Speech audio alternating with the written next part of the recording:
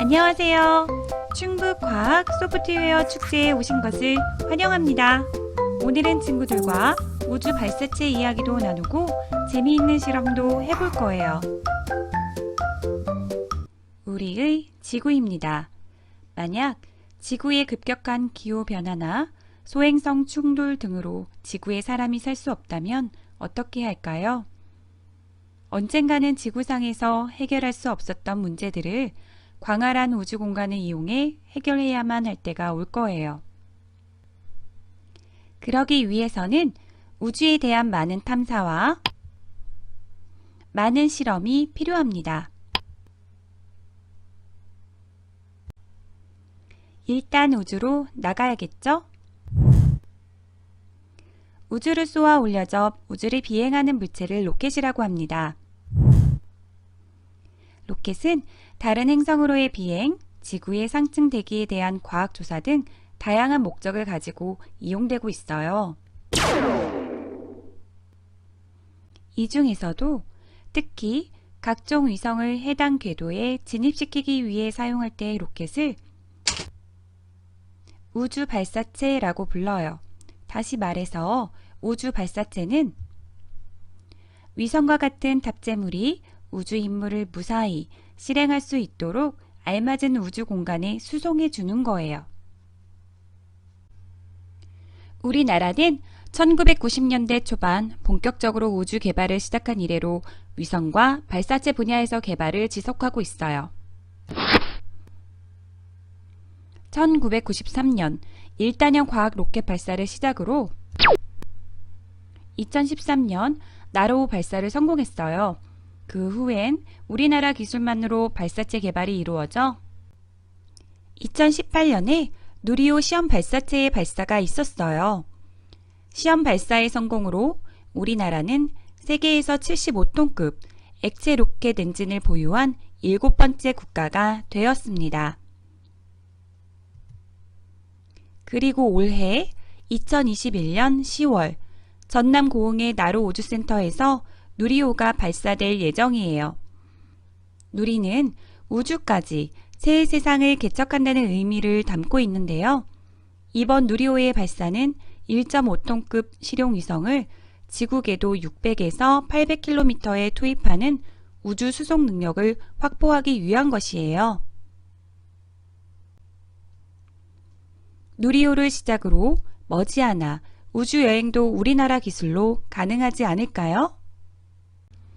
우주 발사체는 각 단을 연결하는 형태에 따라 직렬형, 병렬형, 부착형, 피기백형으로 나눠볼 수가 있는데요. 누리호는 이 중 직렬형이에요. 그런데 왜 우주 발사체는 여러 개의 단을 연결해야만 할까요? 그건 첫 번째,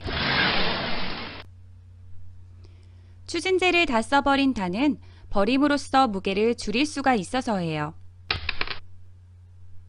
두 번째, 비행을 계속해야 하는 상단 부분은 또다시 새롭게 점화하여 가벼워진 몸체로 높은 속도를 낼 수가 있기 때문이죠. 그리고 세 번째, 위성이 위치해야 하는 알맞은 궤도에 올릴 수 있도록 각 단의 능력을 다르게 조절하는 거예요. 그럼 우리 누리호의 단도 살펴보러 갈까요? 누리호는 총 3단으로 구성되고 큰 로켓 위에 작은 로켓들을 올려놓은 형태예요. 아랫단은 1단의 규모가 가장 크고 그 위에 2단, 3단의 크기가 점점 작아지는 형식이에요. 각 단에는 액체 연료를 사용하는 추진제가 있어요. 아랫단이 추진제를 전부 사용하면 즉시 분리되고 다음 단이 순서대로 점화하게 되는 형태예요. 위성을 탑재하는 부분이 있고 위성과 같은 탑재물을 보호하는 페어링이 있어요. 구조를 살펴보았으니 누리호의 발사 과정도 따라가 볼까요? 압력, 온도, 습도, 통신 상태 등 누리호의 모든 상태가 정상임을 확인하면 1단 엔진이 점화됩니다. 3, 2, 1, 발사!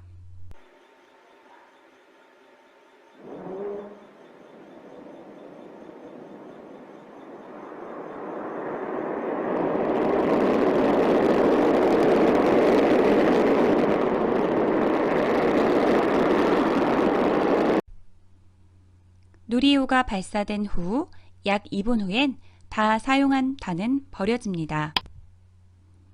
1단을 버려 무게를 덜어낸 누리호는 가속 구간이 시작돼요. 2단 로켓 비행은 1단보다 속도와 고도가 2배 이상 증가합니다. 공기 마찰이 거의 없는 고도인 약 200km 고도에 이르게 되면 페어링도 떼어내버립니다. 2단 로켓 연소를 마친 누리호는 2단을 분리하고 3단 엔진을 켭니다. 3단 엔진이 작동하는 구간은 약 9분 정도로 가장 긴 시간 동안 비행을 합니다. 인공위성 투입 고도인 700km에 도달하면 누리호는 3단 엔진도 정지하고 위성의 모형인 위성 모사체가 분리돼요.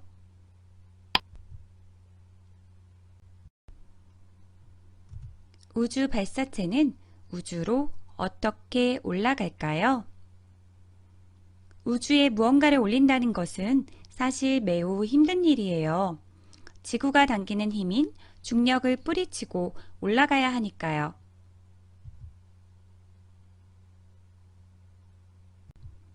이때 작용 반작용의 법칙을 이용해요. 물체 A가 물체 B에 어떤 힘을 작용하면 물체 A에도 그와 똑같은 크기의 힘이 정반대 방향으로 작용하게 된다는 거예요. 우리 친구들이 손바닥으로 책상을 치면 책상은 같은 크기의 힘으로 친구들의 손바닥을 치는 거예요.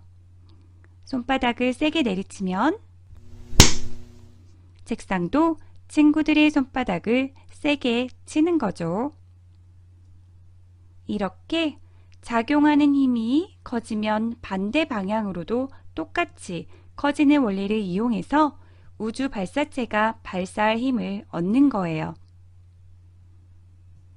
우주 발사체가 올라가는 것을 간단한 실험으로도 확인할 수가 있는데요. 풍선을 빵빵하게 분 다음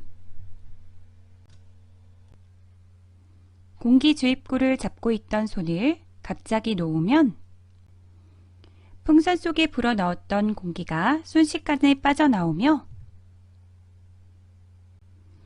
풍선은 공기가 빠져나가는 방향과 정반대 방향으로 움직여요.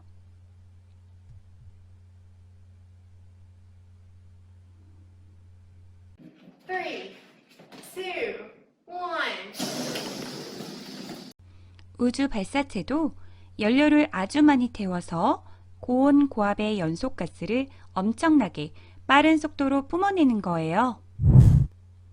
그럼 그 반대 힘으로 지구를 벗어날 수가 있는 거죠. 우리도 그럼 우주 발사체를 날리러 가볼까요?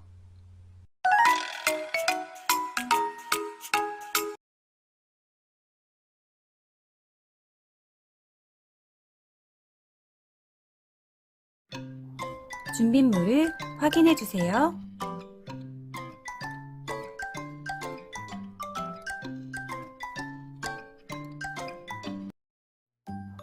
로켓 몸체와 발사관을 분리해서 로켓 몸체는 페어링과 연결해 주세요.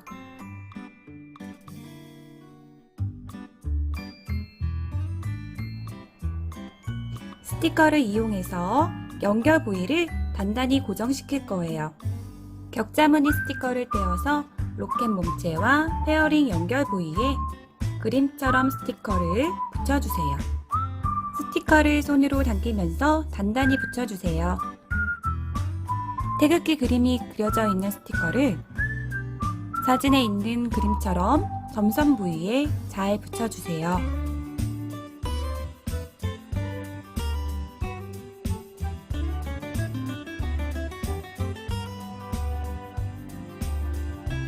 우주 발사체에 날개를 달아줄 건데요. 선생님처럼 날개 모양을 잘 접어서 조금 전에 붙였던 스티커의 태극기 그림과 되도록이면 나란하게 붙여주세요.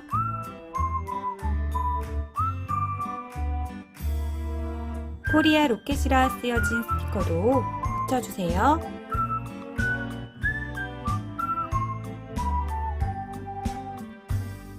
나머지 날개 스티커도 붙여주세요.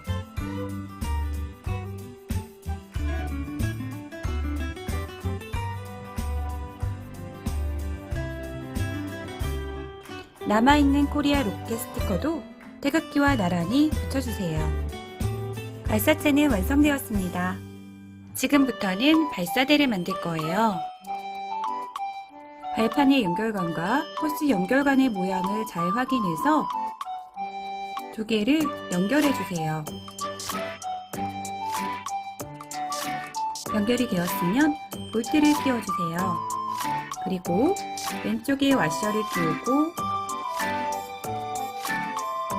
너트를 끼워 단단히 고정해 주세요.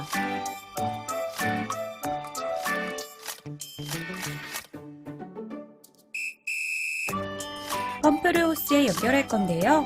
물을 묻혀서 단단히 끼워 넣어주세요.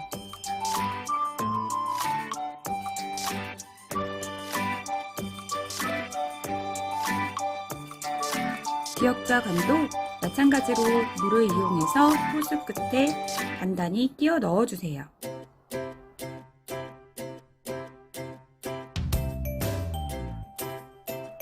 발판 3개와 발판 연결관을 그림처럼 연결해주세요. 구멍이 뚫린 발판 쪽이 발사관이 기울어진 부분과 같은 위치에 오도록 해주세요.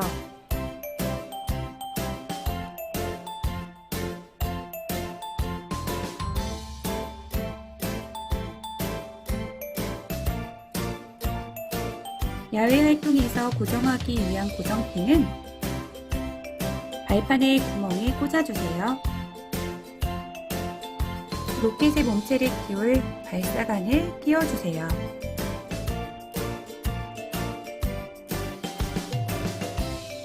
기역자 관도 발사대에 깊숙이 끼워주세요.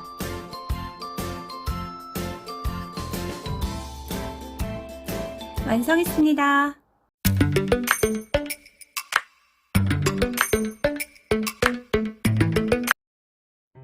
오늘은 우주 발사체에 대해 알아보고 만들기 활동도 하였습니다. 주의사항을 잘 지켜 즐거운 시간을 보내기 바래요. 그럼 다음에 또 만나요.